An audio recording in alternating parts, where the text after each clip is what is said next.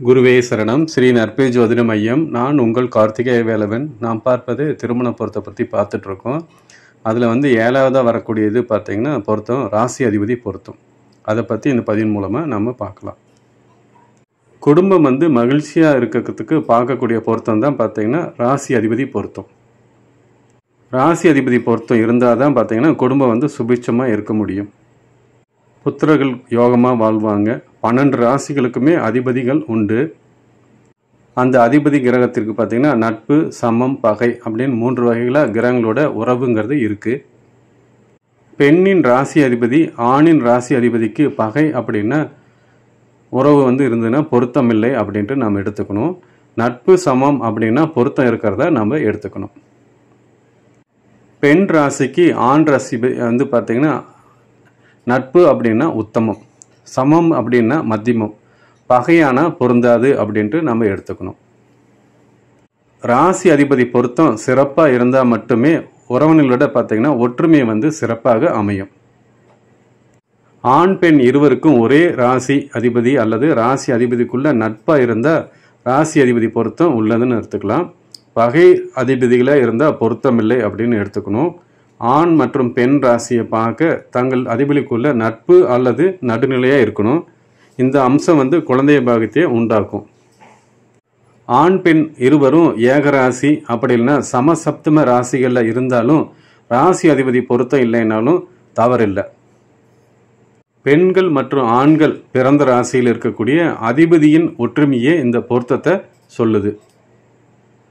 ராசி அதிபதி பொருத்தம் அப்படிங்கிறது பார்த்திங்கன்னா நீண்ட ஆயுள் மற்றும் தம்பதிக்கு பிறக்கக்கூடிய குழந்தைகளின் அதிர்ஷ்டம் இந்த தகுதிகளை சொல்லுது.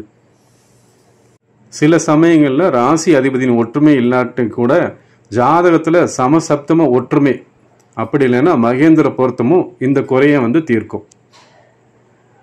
இப்போ உதாரணமாக பெண்ணின் ராசி அதிபதி சந்திரன், ஆணின் ராசி அதிபதி சனி அப்படின்னா இவங்களுக்குள்ள ராசி அதிபதி பொருத்தம் திருப்திகரமாக இருக்குன்னு எடுத்துக்கலாம்.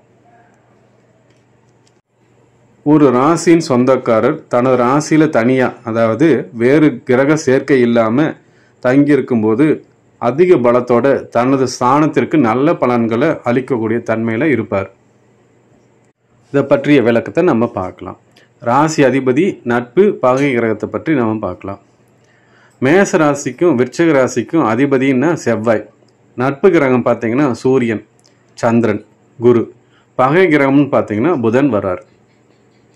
மிதுனம், கன்னி இந்த ரெண்டுக்கும் அதிபதி பார்த்தீங்கன்னா புதன்.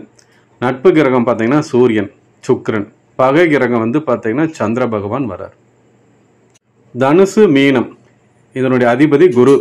நட்பு கிரகம் பார்த்தீங்கன்னா சூரியன், சந்திரன், செவ்வாய். பகை கிரகம் பார்த்தீங்கன்னா சுக்கிரன். ரிஷபம், துலாமுக்கு அதிபதி சுக்கிரன்.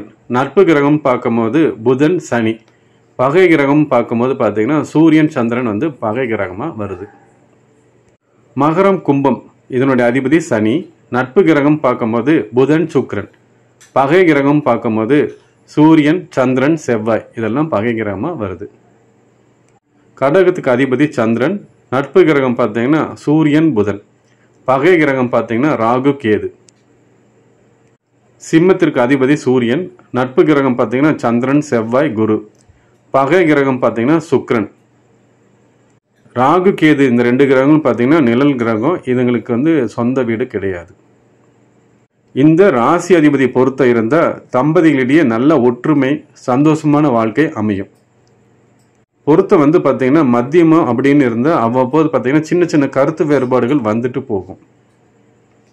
நாம் இந்த ரூல்ஸ் விதிமுறைகளை ஃபாலோ பண்ணி ராசி அதிபதி பொருத்தம் இருக்கா இல்லையான்ட்டு நீங்கள் கணிக்க முடியும். இந்த வீடியோ பிடிச்சிருந்தா லைக் பண்ணுங்கள், ஷேர் பண்ணுங்கள், சப்ஸ்கிரைப் பண்ணுங்கள், உங்கள் நண்பர்களுக்கும் தெரிவிங்க. நற்பவி, நற்பவி, நற்பவி.